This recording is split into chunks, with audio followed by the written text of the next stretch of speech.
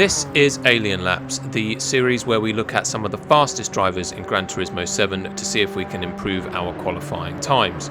This is Daily Race B at Grand Valley Reverse in the Group 4 cars.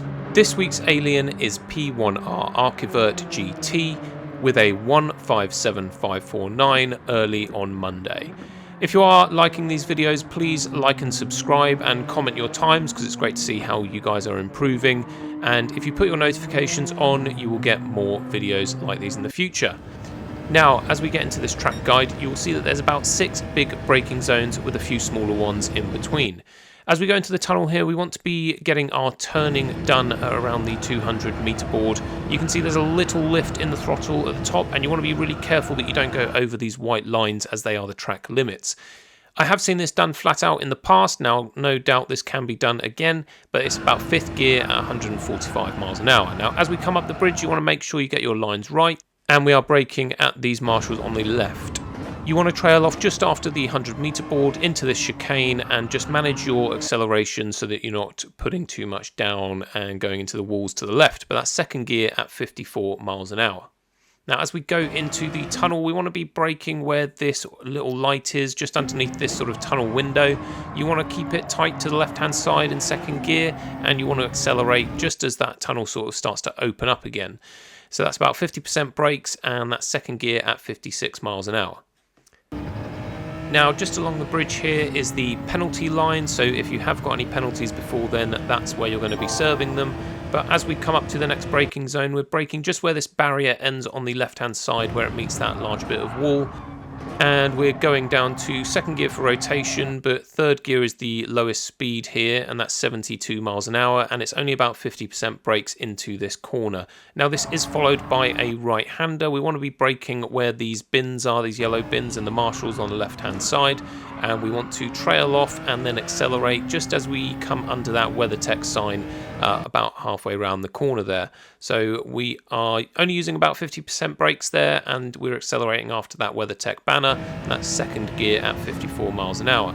Now, coming down here, we want to be braking about 2 posts after the 200 meter board and turning in quite late where you see those white barriers on the left-hand side, the sort of little white pods, and that's 2nd gear at 46 miles an hour.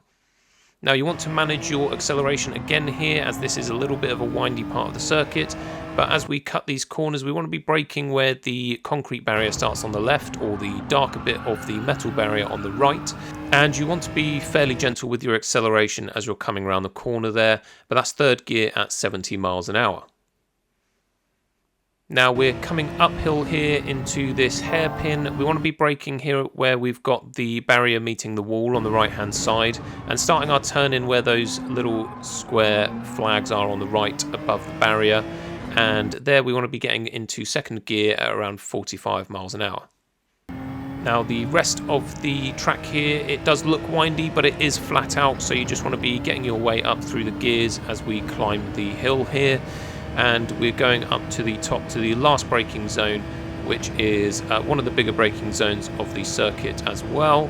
So we want to be braking at about 4 of these little pillars just after the 200 meter board, turning in and trailing, and we want to clip a little bit of the dirt here on the inside, or you can do, and that's 2nd gear at 56 miles an hour. You just want to trail until about 1 or 2 car lengths before the tarmac changes on the ground. And then it's flat out to the finish line.